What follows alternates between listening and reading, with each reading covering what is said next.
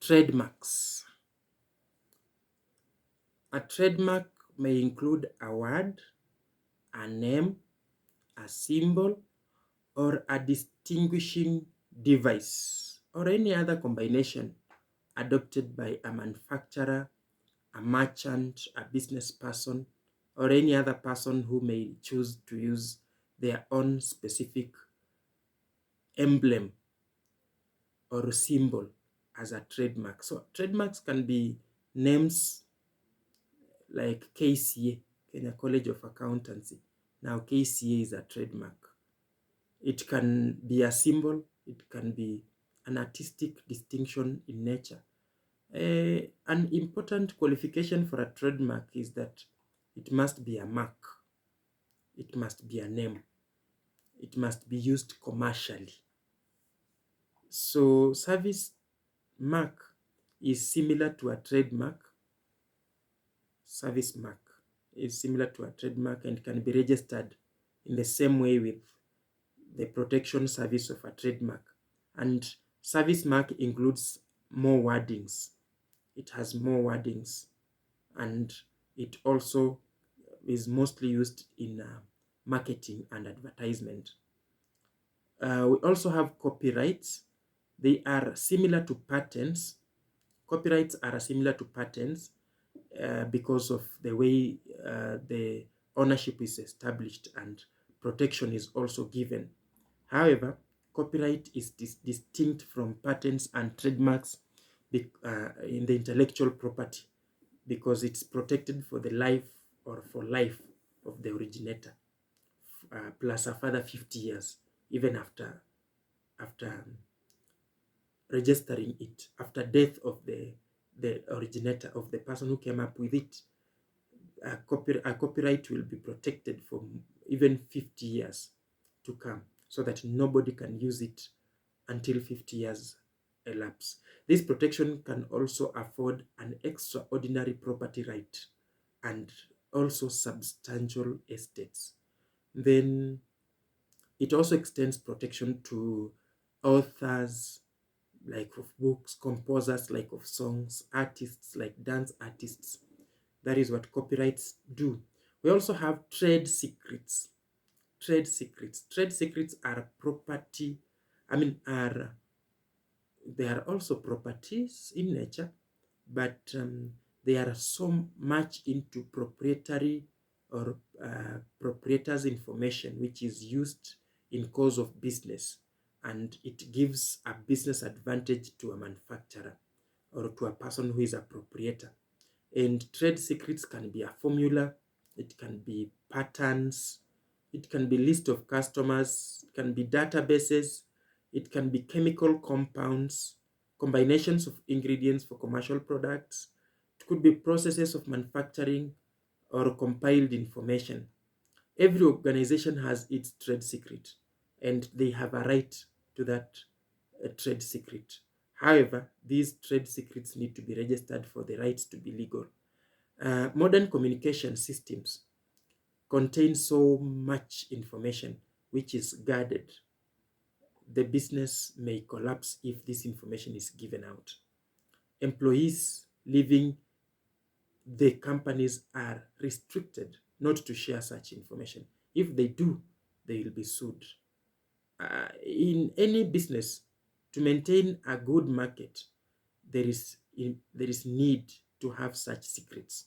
So trade secrets, in certain instances, the entrepreneur may prefer to maintain ideas, processes, confidential information, even sometimes a license. So the trade secrets can be there for life as long as the entrepreneur or the proprietor lives. And I've said that this information is limited to the company, that it's not allowed to go anywhere outside the company. Now, how do you take a trade secret? You train employees to refer sensitive questions to designated personnel. Most companies will tell you only the CEO can communicate information of the company. The reason is to keep trade secrets. If you are found, for example, in Safaricom speaking on behalf of Safaricom and you are not the CEO, you will be sued, even if you are an employee. The second step, provide proper security measures such as escorts to all visitors where need be, so that visitors are not allowed to walk anyhowly and maybe meet information that may not be supposed to fall into their ears. Then avoid discussing business ideas in the public places. If you have a business idea, don't discuss it in a public place.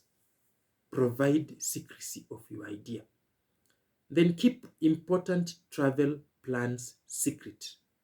If you are a business person and you are doing business in your traveling plans, don't make them public, because they will end up being exposed to everyone, especially the social media guys, the main media guys. Once they know what you are doing and they think they can gain popularity through what you are doing, then you will find it on newspapers, social media, and everywhere. Then control information that might be presented by employees at conferences or published journals. Publish information, and only published information can be shared, nothing else. Then also have employees, consultants sign non-disclosure agreement.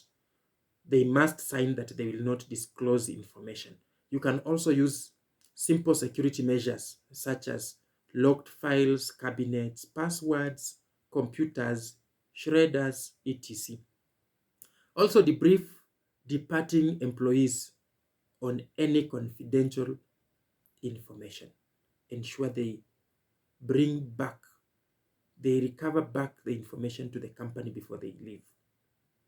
Mark documents confidential when needed. Write on top of that document, confidential. If somebody opens it who are not authorized, then you can take legal measures.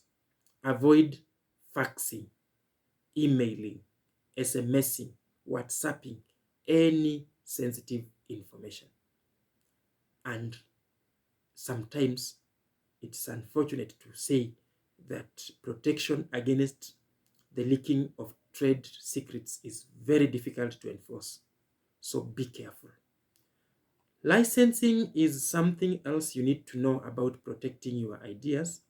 And licensing may be defined as an agreement between two parties where one party has proprietary rights over some information, some processes or technology, which is protected through patents, trademark, or copyright.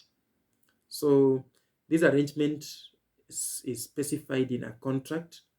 You do a contract and it requires the license to pay royalty or some other specific sum of the holder of the proprietary rights in return for permission to copy the patent, trademark, or the copyright. You can't just copy without permission. And to some extent, there is a fixed amount that you have to pay before you use that information.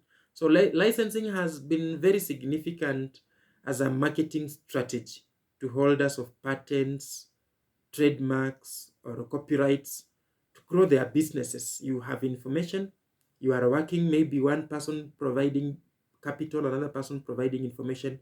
The one providing capital brings in more capital on agreement that this capital will give birth to profit. What about the one with the idea? The idea to come in, a new idea to come in, then there must be an agreement, and that is what we call licensing.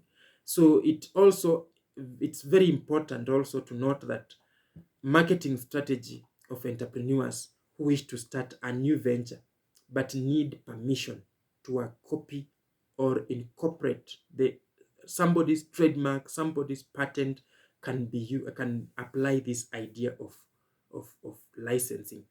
Then there is something we call product safety and liability.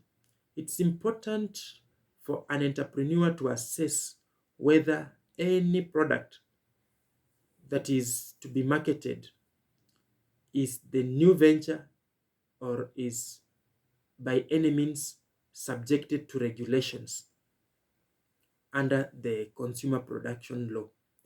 And in addition to setting standards for products, the commission also has a great deal of responsibility and power to identify what to consider being a substantial hazard, being an endangering product, or something that is safe to the consumers. So product safety and liability is majorly meant to protect the consumers. It's under the Consumer Protection Act.